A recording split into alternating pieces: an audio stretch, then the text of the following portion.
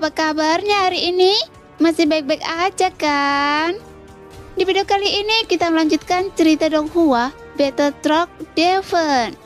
Oke, nggak usah lama-lama lagi, kita langsung aja ke ceritanya. Setelah Putri Linglu selesai berbicara, dia berjalan mendekati Suen dengan kaki teratai telanjangnya.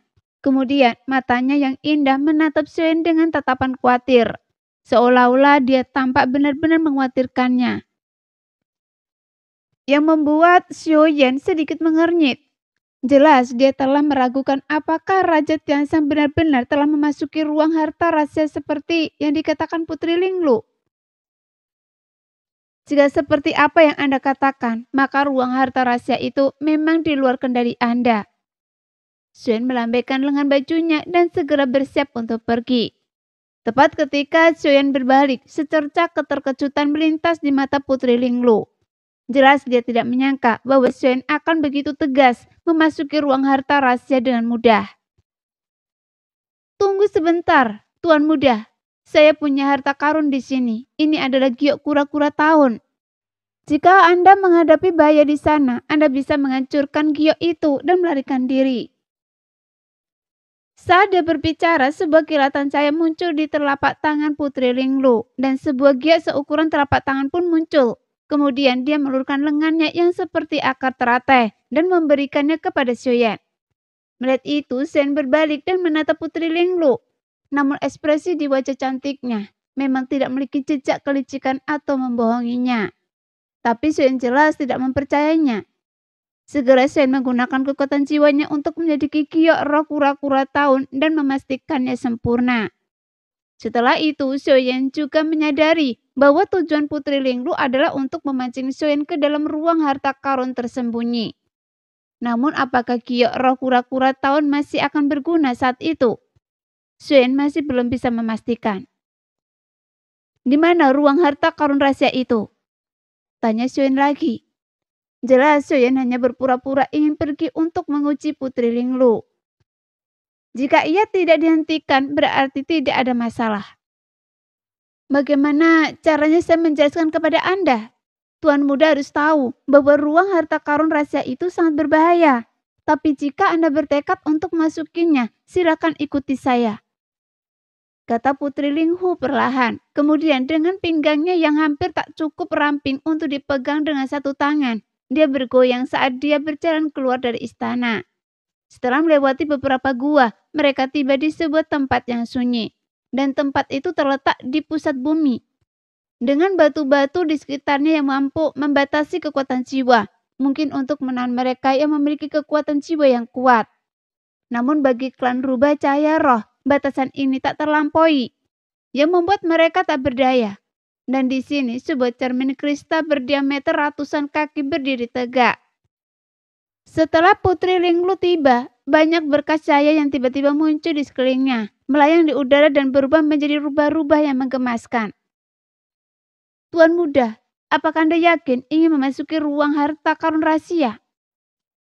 Putri Linglu kembali bertanya kepada Xiaoyan tentang pendapatnya. Meskipun Xiaoyan langsung mengangguk, saya mendengarnya.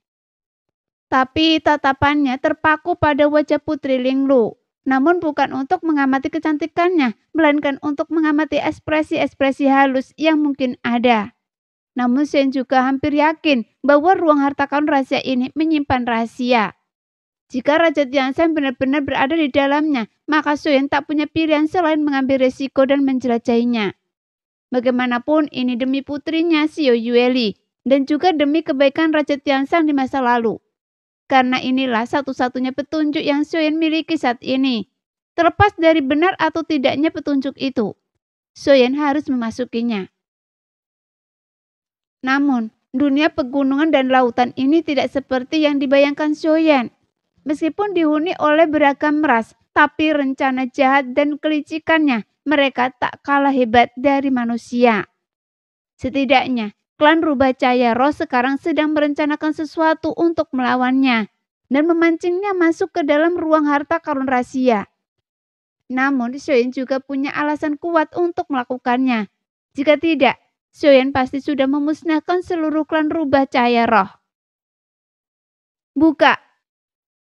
Suen berkata dengan serius. Bagaimanapun tidak ada gunanya banyak bicara sekarang. Karena begitu dia masuk, tidak akan pernah kata terlambat untuk menjelajahi ruang harta karun rahasia itu. Mendengar itu, Putri Linglong mendesah, seolah-olah penuh penyesalan. Tampak sangat mengkhawatirkan Xiaoyan. Namun di mata Xiaoyan ini hanya sebuah akting yang buruk. Bagaimanapun dia tidak ada hubungannya dengan dirinya. Mengapa Putri Linglong harus khawatir? Kemudian Putri Linglong mengetuk dahinya pelan dan sebuah tanda melesat keluar, mendarat di kristal cermin raksasa itu. Tiba-tiba kristal cermin itu tampak aktif, berubah menjadi pusaran cermin. Melihat itu, kekuatan jiwa Xiaoyan menyapu area tersebut untuk memastikan bahwa sebuah lorong antar ruang memang telah terbentuk. Namun Xiaoyan tidak dapat menentukan tujuannya. Sebelum pergi, Xiaoyan berbalik dan membungkuk kepada Putri Linglong dengan sopan. Terima kasih Putri Linglong. Jika saya menemukan orang yang saya cari, maka saya pasti akan kembali untuk berterima kasih. Kata Xiaoyan dengan sungguh-sungguh, sehingga Putri Rubah Linglong mengangguk pelan. Namun ekspresi wajahnya masih tampak dipenuhi kekhawatiran dan sedikit keengganan. Longgi, ayo pergi, kata Xiaoyan perlahan. Kemudian dia memimpin untuk melangkah ke pusaran kristal dan menghilang seketika. Pada saat yang sama, Longgi mengikutinya dari belakang. Setelah mereka berdua pergi, pusaran cermin tiba-tiba berhenti dan berubah kembali menjadi kristal cermin. Namun tiba-tiba sebuah tawa melengking dan menusuk memenuhi udara. Bahkan Putri Linglong menutup mulutnya dan tertawa. Dengan raut wajahnya yang berubah halus, kemudian dia berubah menjadi rubah. Matanya melengkung, membentuk lengkungan yang berlebihan. Dengan ini, pengorbanan klan rubah cahaya roh kita selama seabad telah selesai. Begitu mereka masuk ke dalam ruang harta karun rahasia, maka tak seorang pun bisa keluar. Bodoh sekali, jadi saya ragu apakah Anda akan kembali untuk berterima kasih pada saya. Tawa rubah yang khas menggema. Putri Linglong kemudian membekukan senyumnya. Melambaikan kipas bulu putihnya, menggoyangkan pinggulnya, dan perlahan meninggalkan tempat itu. Setelah berada dalam kegelapan sesaat, cahaya terang perlahan muncul di sekeliling Xiaoyan dan Longgi. Namun, begitu Xiaoyan dan Longgi memasuki dimensi lain, mereka segera mengangkat alisnya, karena mereka melayang di atas sebuah kota, dan di bawah, mereka berdua bisa melihat sosok-sosok bergerak. Manusia? Ternyata ada banyak manusia di sini, kata Xiaoyan dengan ekspresi terkejut. Namun kemudian alisnya berkerut karena keadaan tampak semakin mencurigakan. Sejak awal, rubah siaran itu memang ingin membawa kita ke sini. Mungkinkah ini tempat perkumpulan umat manusia dari dunia gunung dan lautan? Setelah Xiaoyan tertegun sejenak, kekuatan jiwanya menyapu tempat itu dan mengungkapkan bahwa jumlah individu kuat di sini tidak banyak. Bahkan dosen pun sedikit jumlahnya. Sebagian besar adalah manusia biasa yang tidak memiliki ranah kekuatan apapun, yang menunjukkan banyak di antara mereka tidak pernah berkultivasi. Saat Xiaoyan memandang pemandangan kota yang dipenuhi orang-orang biasa, dia juga menemukan ada seorang raja, yang menunjukkan bahwa orang-orang tinggal di tempat ini, mereka semua bekerja untuk bertahan hidup. Setelah mengamati sekeliling, Xiaoyan dan Longgi segera melesat pergi untuk mengelilingi tempat ini. Meskipun mereka semua yang ada di sini hampir manusia biasa dan hanya ada beberapa kultivator, tapi Xiaoyan juga tidak menemukan jejak kehadiran Raja Tianshang. Meskipun tempat ini mungkin membutuhkan waktu seumur hidup bagi seorang manusia biasa untuk menjelajahinya. Tapi bagi Xiaoyan, dia dapat menyelesaikannya hanya dengan sebatang dupa.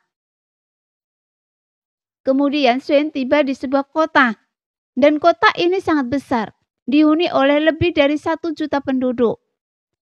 Saat Xiaoyan dan Longgi di istana kekaisaran, mereka berdua langsung dihentikan oleh para penjaga. Namun Xiaoyan tidak bergerak, karena semua orang tampak membeku di tempat. Kemudian tatapan Xiaoyan beralih ke sosok di atas tahta dan bertanya, "Di mana ini? Kenapa semua orang manusia?" Saat berbicara, Xiaoyan menatap sosok di atas tahta. Ini adalah sosok terkuat yang pernah ia temukan di ruang harta karun rahasia ini. Seorang keabadian Kaisar Bintang 2.